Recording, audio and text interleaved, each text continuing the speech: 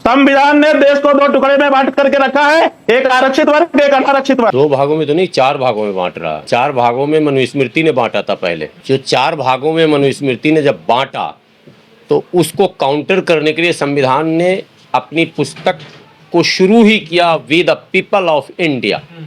हम भारत के लोग, कहाँ पर भाग है इसमें? हम भारत के लोग में कोई भाग है क्या? कोई गुना है क्या? कोई बंटवारा है क्या?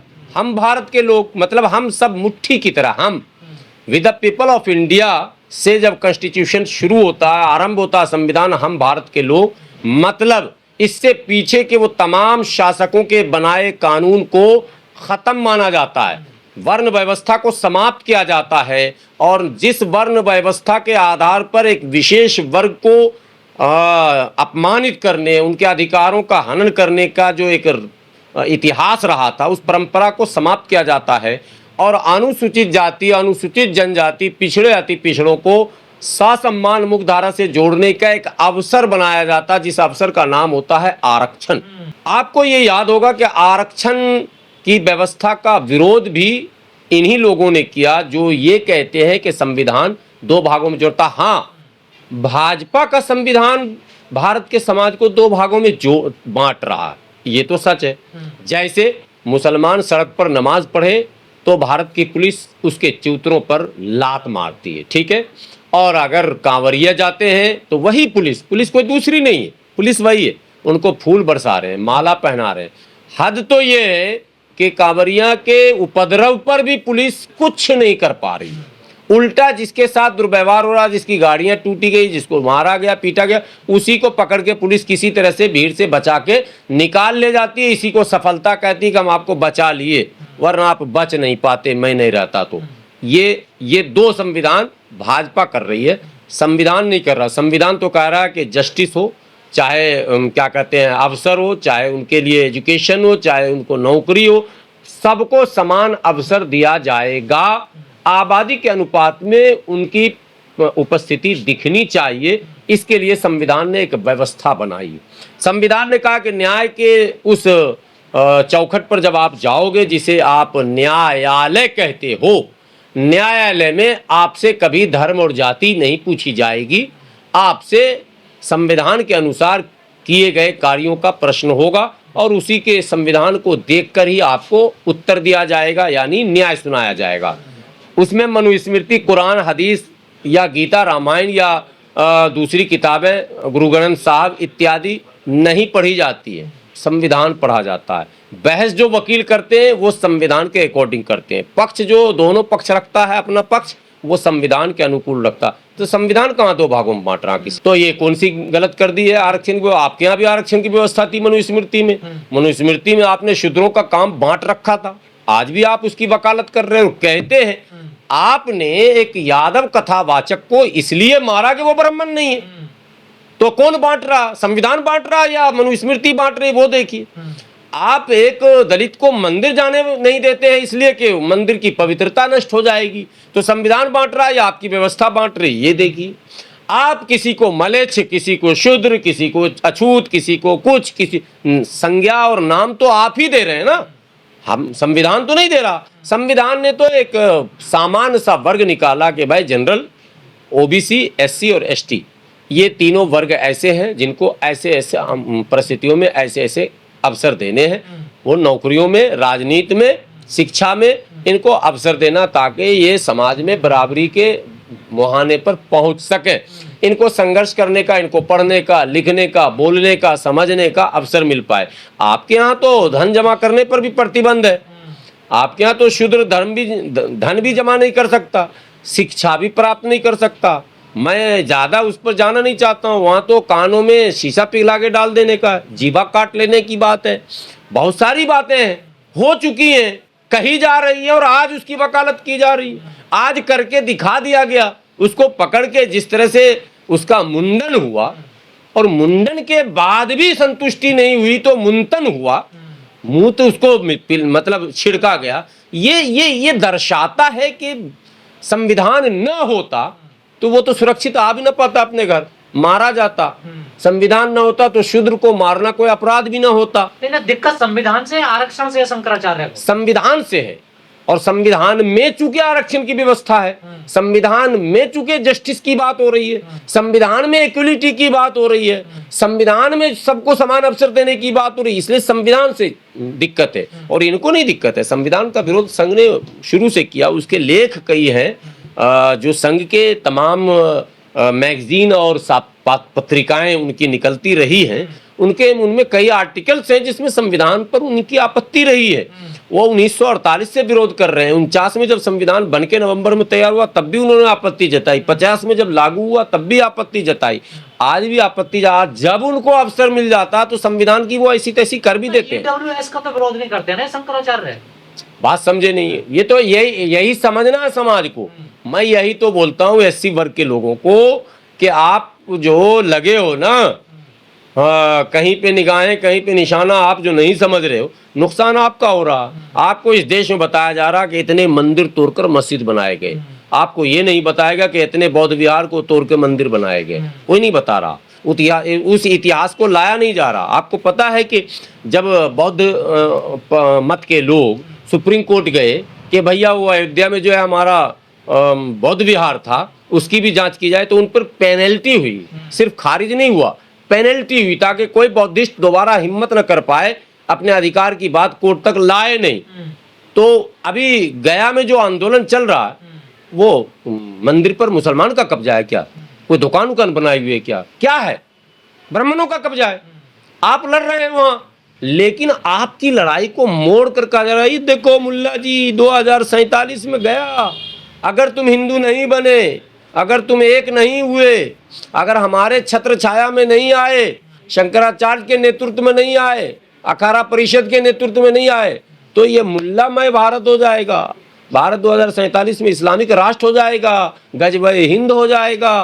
तो आपके दिमाग में एक कीड़ा डाला जा रहा, होगा कुछ नहीं, होगा वही जो आपके साथ हो चुका है, होगा वही जो आपके इतिहास में लिखा है। उसकी पुनरावृत्ति के लिए ये सारी व्यूहरचना रची जा रही है। मिशन 341 आपका भी है कि आरक्षण दिया जाए जो दलित मुसलमान हैं या जो दलित पिछड़े हैं। आप भी तो लड़ाई लड़ने, तो ऐसे लोग तो आपके मिशन में भी रोड़ा बनेंगे। रोड़ा हमारे मिशन में तो दलित भाई खुद रोड़ा बन रहे, वो समझ ही नहीं रहे। मिशन 341 है unity of Dalit force, unity of SC ST force, unity of पिछड़ा, यानी दलित शक्ति का एकीकरण। देखो 2 अप्रैल जब SC ST एक्ट के साथ छेड़छाड़ हुआ था और आप सड़क पर उतरा था, समाज पूरा उतरा था, आपको याद है कि आप जब समाज उतरे थे तो आपके पीछे कोई खड़ा नहीं था। गिनती के कुछ मुसलमान जो बसपा या असपा या इन पार्टियों से जुड़े हुए हैं वो लोग आ गए थे दिखावे के, मैं भी था उसमें। लेकिन आप सोचिए कि अगर उस SC ST एक्ट के दायरे में मुसलमान का वो वर्ग जो SC है वो भी होता तो उस दिन भीड़ कैसी होती, उस दिन वो लड़ाई कितनी तगड़ी होती। धोबी SC भी है, OBC भी है अलग अलग राज्यों में, लेकिन अधिकांश राज्यों में वो SC है।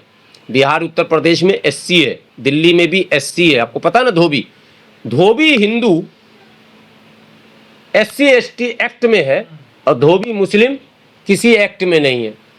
अगर उसको आप इसमें शामिल रखते तो आज आपकी ताकत बढ़ती या घटती। लेकिन इनके दिमाग में ये डाला गया तुम्हारा आरक्षण, अबे तुम्हारा आरक्षण कहाँ खाएगा? ये 10% जो आरक्षण दिया वो किसका था? EWS। तुम 10% यहाँ क्यों नहीं बढ़ा सकते हो? SC मुस्लिम की जनसंख्या कितनी होगी? टोटल मुस्लिम है 14%। 14% में SC मुस्लिम अगर निकालेंगे तो मुश्किल से 4-5% निकलेंगे, मुश्किल से 4%। तो आप पहले कितना आपको मिल रहा रिजर्वेशन? 15। अगर उसमें 4-5 बढ़ा देते, आप SC रिजर्वेशन ही 20% कर लेते तो कौन परेशानी थी आपको? आप एजुकेशन में, आप हेल्थ में, आप नौकरियों में, आप पढ़ाई में, लिखाई में या राजनीति में भी अगर 5% बढ़ा लेते तो आसमान टूट जाता। और बढ़ाना पड़ेगा, बढ़ाना चाहिए, ये लड़ाई है हमारी मांग है। हम तो OBC आरक्षण को भी बढ़ाना चाहते हैं। 27 क्यों? जिस सुप्रीम कोर्ट ने कहा कि 49.5 के बाद बैरियर लगा दिया गया, अब बढ़ेगा नहीं, वो सुप्रीम कोर्ट कहाँ है जब 10% उसमें इंक्लूड कर दिया गया? जब EWS 10% बढ़ा दिया गया तो वो 49 सारे 49 कह देगा, सारे 59 हो गया ना। अरे जब सारे 59 हो सकता है तो 70 भी हो सकता है। और तमिलनाडु में करुणानिधि ने ये करके दिखा भी दिया, और कर्पूरी ठाकुर ने ये फार्मूला दिया है। आप कर्पूरी फार्मूला देखें तो 340 341 का जिस तरह से वर्गीकरण उसमें किया गया, उसमें बड़ा समूह आएगा, उसमें बड़ा हिस्सा चाहिए, और चाहिए, राइट है। लेकिन ये आपको मिलेगा कब? अगर शंकराचार्य जी के प्रवचनों, बाबा नहीं, बाबा साहब के यहाँ मिलेगा।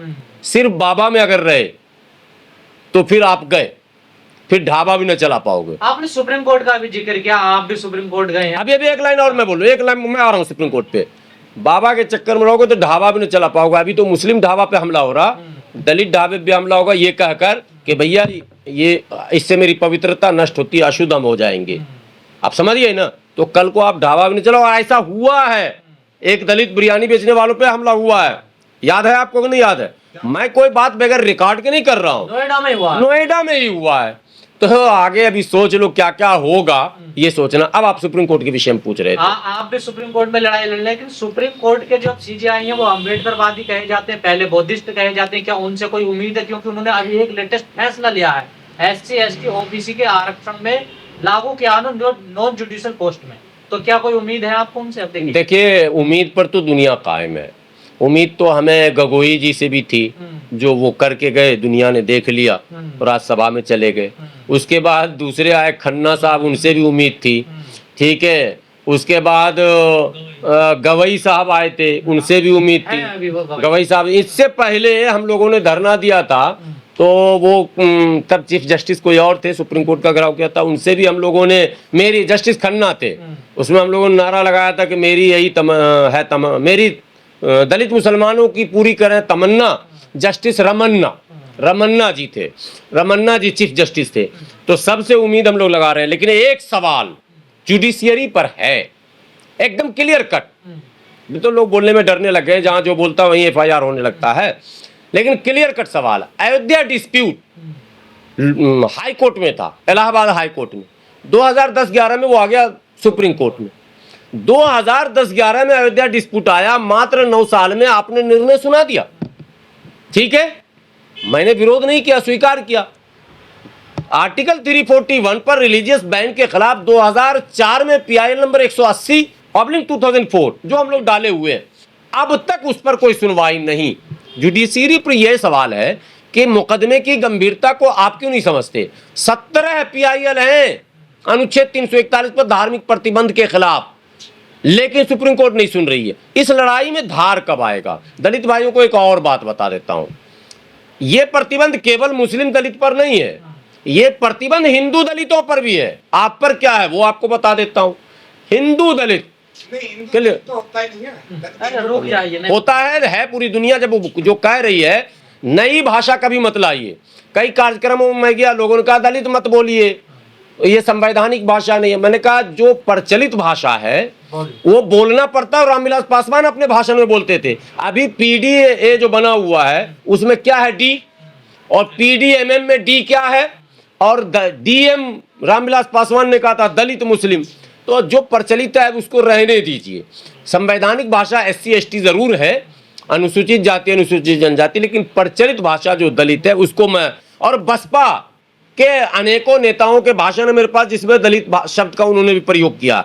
अब परहेज कर रहे हैं लोग, हम लोग भी करते हैं। बहरहाल जो बात है वो मैं कहना चाहता हूं, हिंदू दलित, कोई दलित जो बोल रहा है कि हिंदू नहीं है, आपको आरक्षण ही हिंदू पे मिल रहा, पढ़ लीजिए। हाँ, हिंदू पे मिल रहा, अभी नहीं, यहीं पर है, कहीं पर रखा हुआ, लिखा हुआ है। 10 अगस्त 1950 को यह लिख दिया गया कि तभी तक आपको आरक्षण मिलेगा जब तक आप हिंदू रहोगे। अगर आपने इस्लाम, क्रिश्चियनिटी या और किसी धर्म को अपना लिया तो आपकी ये सारी सुविधाएं आपसे छीन ली जाएंगी। तो मतलब तो प्रतिबंध आप पे भी है। जबकि हमारा संविधान कह रहा है कि ये हमारी इच्छा है कि हम हिंदू रहें, मुस्लिम रहें, सिख रहें, ईसाई रहें, जैन रहें, पारसी रहें, बौद्धिस्ट रहें, या हम नास्तिक बन जाएं, हम स्वतंत्र हैं इस भारत में। लेकिन हमारी स्वतंत्रता छीनी गई, आप स्वतंत्र नहीं है। आप अगर स्वतंत्र हैं तो इस्लाम धर्म स्वीकार करके या क्रिश्चियनिटी स्वीकार करके बताइए, आपकी नौकरी न चली जाए तो आप कहना। जो SC कोटे से नौकरी पर हैं, जो SC कोटे से लोकसभा, राज्यसभा में, विधानसभा में हैं, वो अगर क्रिश्चियन या इस्लाम धर्म स्वीकार करते हैं, उनकी सदस्यता रद्द की जाएगी, ये कानून है। तो उनको इस स्वतंत्रता और मुक्ति की लड़ाई उनको भी लड़नी चाहिए कि भैया एक देश में दो कानून क्यों होगा। यूनिफॉर्म सिविल कोड की जब वकालत कर रहे हो तो यूनिफॉर्म रिजर्वेशन कोड भी बनाओ ना भाई। एक जैसा रिजर्वेशन होगा ना, धर्म के नाम पर क्यों होगा, और धर्म के नाम पर हमको क्यों रोकोगे और उसको क्यों रोकोगे। ये सारा षड्यंत्र उनका ये था कि अगर ये यूनाइट हो जाएंगे, अगर प्रतिबंध नहीं लगेगा तो इसके एक परिवार हो जाएंगे, फिर हिंदू मुस्लिम वाला रंग कैसे होगा। देखो एससी अगर धोबी हिंदू और धोबी मुस्लिम एससी हो जाएगा, जो कि है, कानून ने उसको बांट दिया, तो फिर हिंदू मुस्लिम की लड़ाई होगी कैसे होगी बताओ ना। वो तो एससी हो जाएगा। वो धोबी मुसलमान ना होके वो आस्था उसकी इस्लाम पे जरूर होगी, लेकिन सामाजिक लड़ाई में तो वो एससी के साथ खड़ा हो जाएगा, राजनीति में भी एससी के साथ चला जाएगा, तो बचेगा कौन सा लड़ाई। आप समझ गए कि नहीं। ये जानते थे इस बात को, उनको हिंदू मुस्लिम का एजेंडा चलाना था, इसलिए उन्होंने पहले ये काम किया। अब ये ओबीसी से सिर्फ मुसलमान को, कर्नाटक चुनाव में ड्रामा आपने देखा ना, ओबीसी में जो मुस्लिम है उसको भी ये निकालना चाहते हैं। ओबीसी आंदोलन में धीरे धीरे जो मुसलमान जुड़ने लगा, उनको लगा यार ओबीसी में हमें भी मिलता, हमारे बच्चे को पढ़ाई लिखाई में मलाई मिल जाता है, तो चलो इस आंदोलन को बल देते हैं। इनको जब लगा कि मुसलमान भी ओबीसी महासभा और ओबीसी के दूसरे आंदोलनों में जुड़ रहा है, तो मुसलमानों को ओबीसी से बाहर करने का जुगाड़ किया जा रहा। हम कहते हैं तमाम संगठनों को यूनाइट होकर संविधान के अधिकार की लड़ाई लड़नी पड़ेगी। और धर्म छोड़िए, धर्म की लड़ाई भारत में इतिहास ही नहीं है धर्म की लड़ाई का। ये धर्म से नहीं टकराता, धर्म की आड़ में खेल होता। अगर धर्म का युद्ध था, ये तो महाराणा प्रताप और अकबर की लड़ाई को बोलते हैं धर्म युद्ध था। बोलते हैं या नहीं बोलते हैं, आप बताओ। बोलते हैं ना भाई। महाराणा प्रताप और अकबर की हल्दी घाटी की लड़ाई को बोलते हैं धर्म युद्ध था। अरे बेवकूफ, हल्दी घाटी की लड़ाई में महाराणा प्रताप की तरफ से हाकिम खान सूरी सेनापति था मुस्लिम, उल्टा, और अकबर की तरफ से मान सिंह सेनापति था। तो ये धर्म युद्ध कहाँ था। ये तो अजीब ही है। सत्ता युद्ध को धर्म युद्ध जबरदस्ती बता रहे हैं, किसी का धर्म युद्ध नहीं था। ये जो पानीपत की लड़ाई है उसको भी कहते हैं धर्म युद्ध है। अबे महाराणा सांगा और बाबर मिलकर इब्राहिम लोदी से लड़ा था।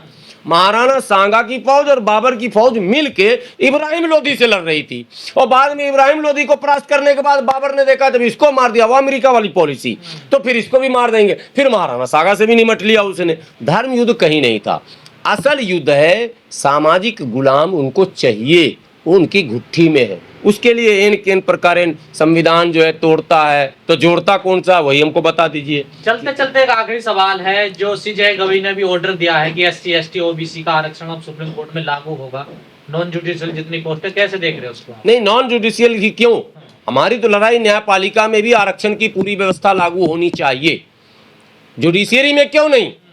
चलो ये उनको हम धन्यवाद देते हैं, आभार प्रकट करते हैं, एक पहल तो कम से कम हुआ है। लेकिन ये लड़ाई यहाँ तक नहीं है हमारी लड़ाई है न्यायपालिका में भी पूर्ण रूप से आरक्षण की व्यवस्था लागू होनी चाहिए, ताकि वो लोग जो न्याय के लिए भटकते रहते हैं और कहीं न कहीं वो भेदभाव के शिकार भी हो जाते हैं, इससे उनको मुक्ति मिले। और अभी ग्वालियर उदाहरण आपके सामने है, जो बाबा साहब की प्रतिमा लगने नहीं दिया गया। तो अगर जुडिशियरी में हमारे लोग होते तो ये हिम्मत उनकी नहीं होती। इसलिए न्यायपालिका में भी आरक्षण पूरी तरह से लागू किया जाए।